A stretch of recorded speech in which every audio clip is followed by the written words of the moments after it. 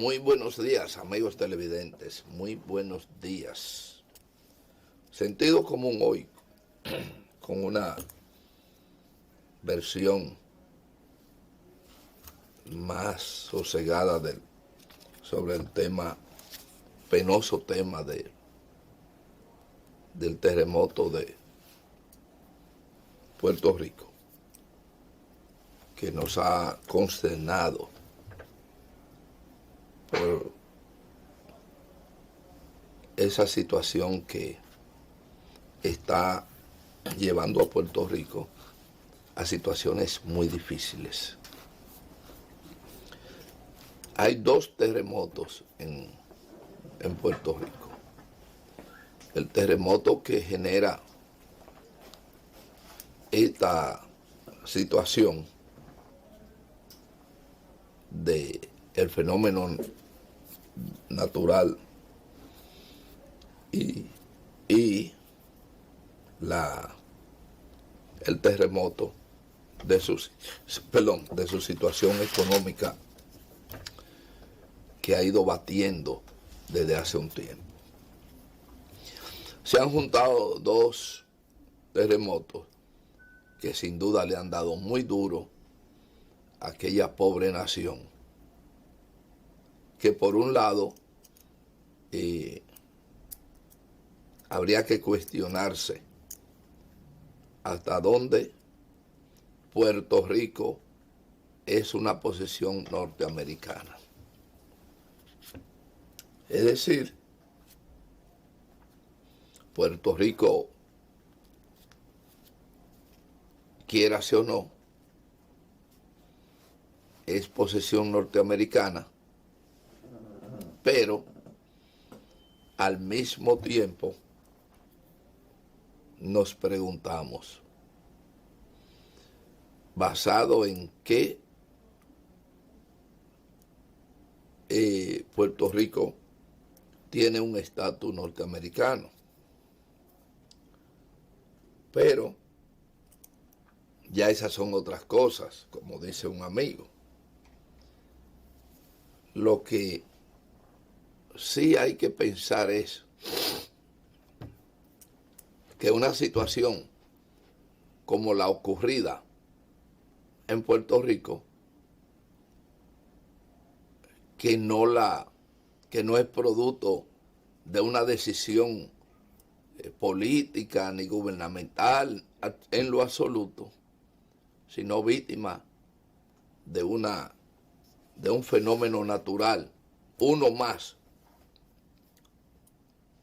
debía pensarse un poquito. Y Puerto Rico demanda la ayuda de las naciones poderosas, sobre todo los Estados Unidos. Puerto Rico no puede dejarse en la orfandad. Puerto Rico debe ser socorrido de manera urgente, y todas esas bombas que se están utilizando,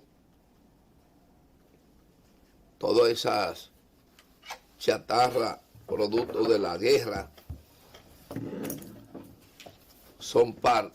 podrían ser invertidas en Puerto Rico.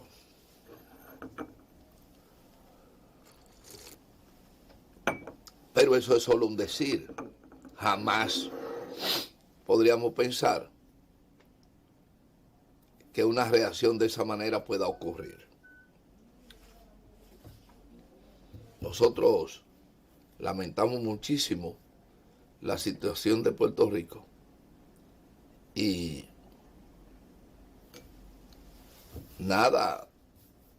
solicitamos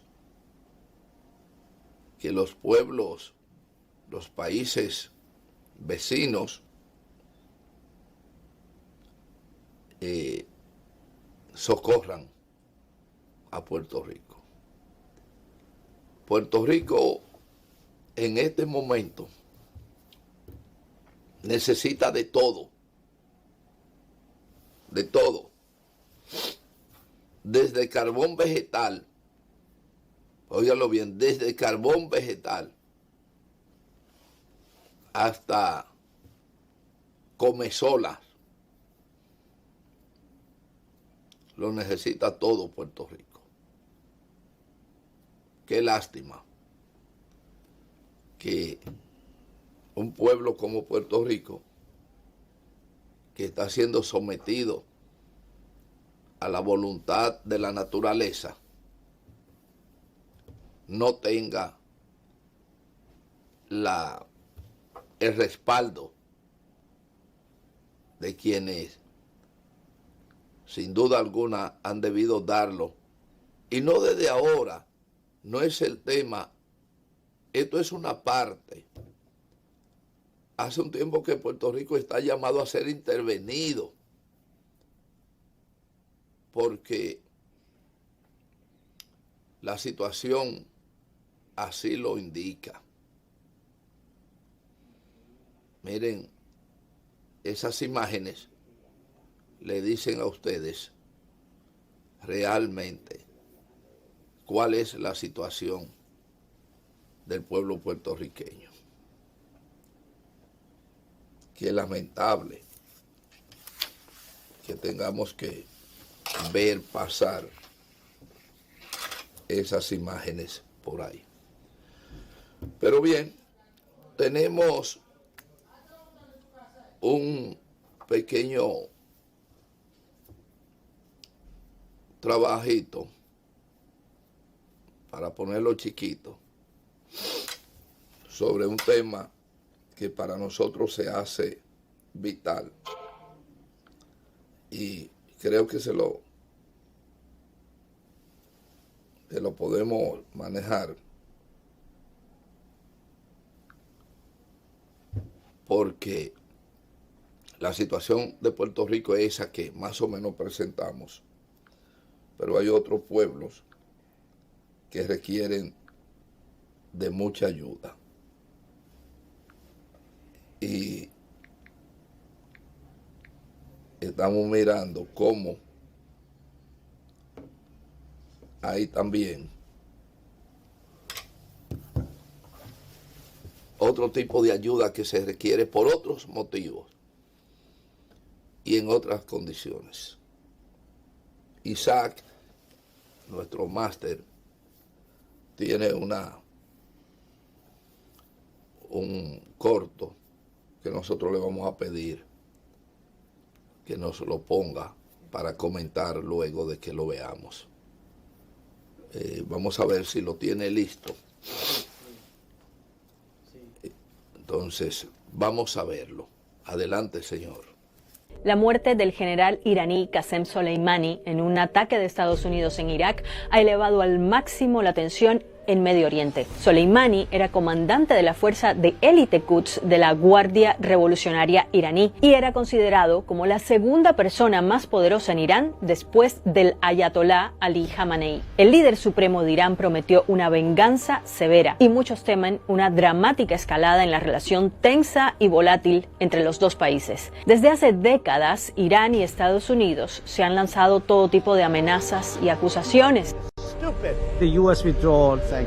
Pero antes de esa dura confrontación, hubo un tiempo en que los dos países fueron incluso amigos. ¿Pero qué pasó entonces? En este video te vamos a contar algunos momentos clave que marcaron la relación entre estos países. Conspiración golpista. Puede decirse que todo empezó a complicarse en la década de los 50. El primer ministro de Irán en aquel momento, Mohammad Mossadegh, nacionalizó el petróleo iraní. Y eso no gustó a Reino Unido, que hasta entonces había controlado la producción petrolera del país. Con la ayuda de la CIA, los británicos derrocaron al primer ministro elegido democráticamente en Irán, En su lugar llegó el Shah Reza Pahlavi, un monarca autoritario que acallaba a sus críticos con la ayuda de la temida policía secreta iraní, la Savak. El Shah contaba con el apoyo de Estados Unidos, lo que despertó entre la población el sentimiento antiestadounidense. Ese desprecio hacia Estados Unidos lo representaba especialmente una figura cada vez más crítica con el régimen del Shah, el líder islámico ayatolá Jomeini. Por su oposición a Reza Pahlavi, Jomeini tuvo que exiliarse en 1964. La Revolución Islámica. Los altos niveles de corrupción y el autoritarismo de la monarquía provocaron grandes manifestaciones que pedían la salida del Shah. En enero de 1979, el monarca tuvo que abandonar Irán y apenas 2 semanas después de su salida, Jomeini regresó de su exilio en Francia. Tras la declaración de la República Islámica de Irán, Jomeini se convirtió en líder supremo del país. En el nuevo Irán había un fuerte sentimiento antiestadounidense, exacerbado por el hecho de que el Shah se fue a Estados Unidos. Para los iraníes, el vínculo entre el régimen autoritario del Shah y Washington estaba claro, y la antipatía hacia Estados Unidos iba solamente en aumento. La toma de la embajada estadounidense. En este clima de antagonismo llegó la toma de la Embajada de Estados Unidos en Teherán. Un grupo de jóvenes partidarios de Jomeini inició en noviembre de 1979 el secuestro del personal que se encontraba en la sede diplomática estadounidense. Duró 444 días. Aunque fue perpetrado por estudiantes, el gobierno iraní lo avaló. Washington rompió entonces las relaciones diplomáticas con Irán, que siguen congeladas desde entonces. La guerra entre Irak e Irán.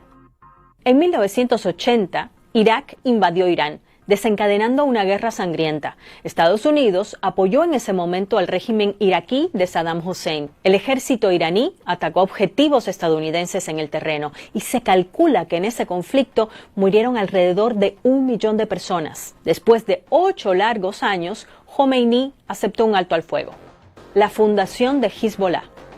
Teherán declaró a Estados Unidos, junto con Israel, como uno de sus principales enemigos. Para extender su poder e influencia más allá de sus fronteras, los iraníes ayudaron a fundar Hezbollah, una poderosa organización política y militar con base en el Líbano, formada en su mayoría por chiitas, que son la mayoría musulmana iraní.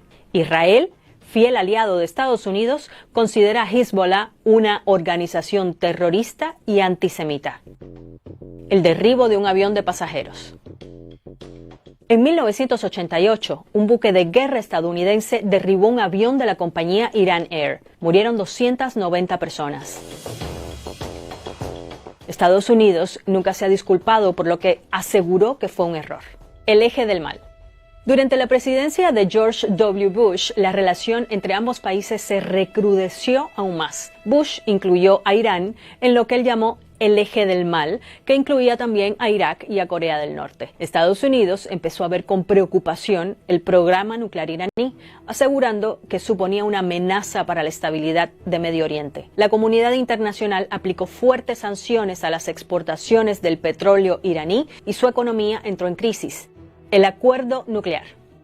Irán siempre ha dicho que su programa nuclear perseguía únicamente fines pacíficos, pero para aliviar la presión de las sanciones, en 2015 firmó un acuerdo que limitaba su producción de uranio. Entre los firmantes estaba Estados Unidos, pero la llegada de Trump a la Casa Blanca dio un nuevo giro a la relación entre ambos países. Y en 2018, Estados Unidos se retiró del tratado e impuso nuevas sanciones. Desde ese momento, las tensiones han ido escalando. Washington ha llegado a calificar a la Guardia Revolucionaria de Irán como un grupo terrorista y ha dicho que el cada vez más influyente papel de Teherán en Medio Oriente es una amenaza para la paz mundial.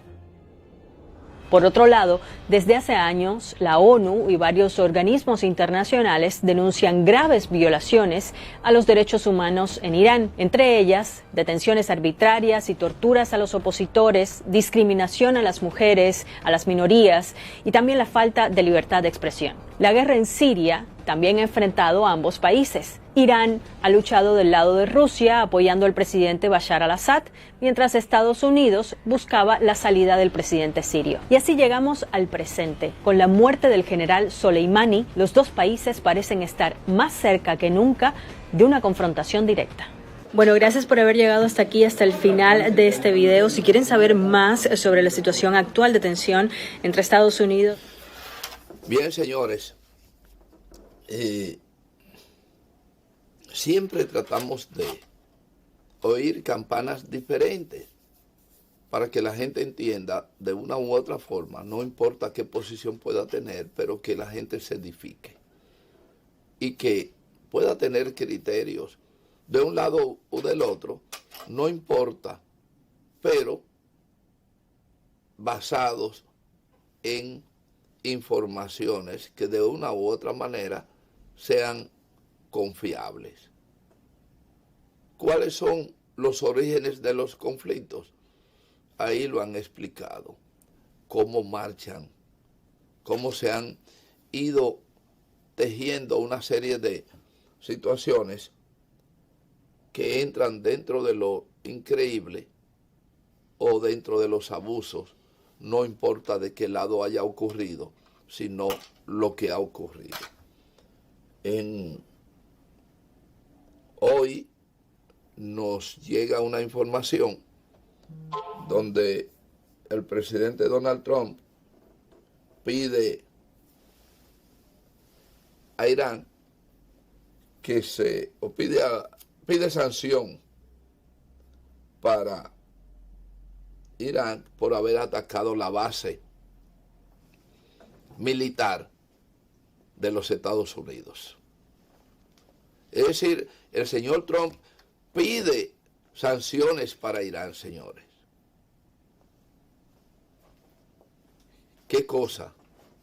Pide sanciones para Irán por que este país agredió una base norteamericana en territorio de ellos. Y con esa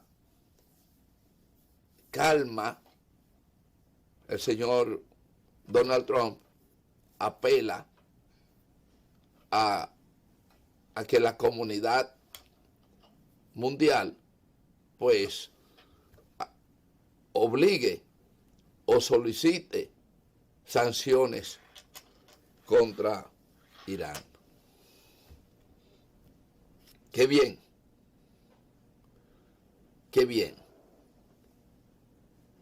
Pero, ¿por qué Irán ha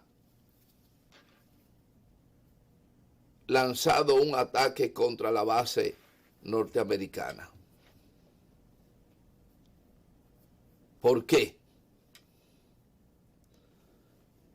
Porque no vale que en territorio propio Donald Trump ordenara la muerte de un general que al parecer no sé dónde se ha producido un funeral como el de este general que fue víctima de ataque del señor Donald Trump. Lo que indica en ese funeral que ustedes vieron ahí, ojalá, caramba, mira a ver si producción podría buscarnos la concurrencia que asistió al funeral del general asesinado en Irak, en Irán. Pero mientras, bueno, vamos a ver. Ahí está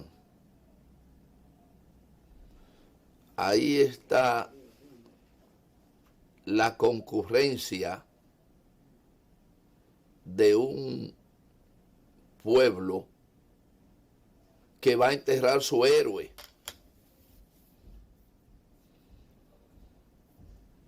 que va a enterrar su héroe. Ahí está. Parece ser que no hay precedente de un funeral de esa categoría.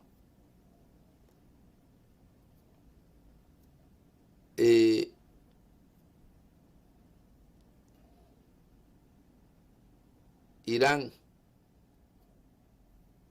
ante esa situación, reacciona bombardeando, como dijimos, la base militar, porque quienes matan al general son los militares de Donald Trump. Pero el señor Donald Trump no le importa absolutamente nada, y ahora dice que hay que sancionar a Irán. Pero al gobierno norteamericano no hay que sancionarlo por haber matado a porque no fue solo al general Soleimani, fue también a sus asistentes y un grupo militar que inspeccionaba en su territorio el funcionamiento de los militares. Entonces, ahí está. Ese es una muestra palpable de que ese general no simplemente era un general, sino de que era un general aparentemente querido por su país y fue víctima de un asesinato tecnológico que todo el mundo vio cómo ocurrió. Nosotros sencillamente lamentamos que en cualquier momento pagarían lo más inocente del mundo, pagarían la travesura de los imperios que hoy no admiten ser cuestionados, ni mucho menos enfrentados, lamentablemente. Pero eso es hablar por hablar. Mientras el señor Donald Trump hace todas sus tropelías, los demás pueblos cargados de miedo, pues les rinden pleitesía y hasta lo felicitan por la valentía, el heroísmo de ir a matar gente a tierra ajena. La gente que mata en tierra ajena el señor Donald Trump no tiene ningún significado. Por eso recibe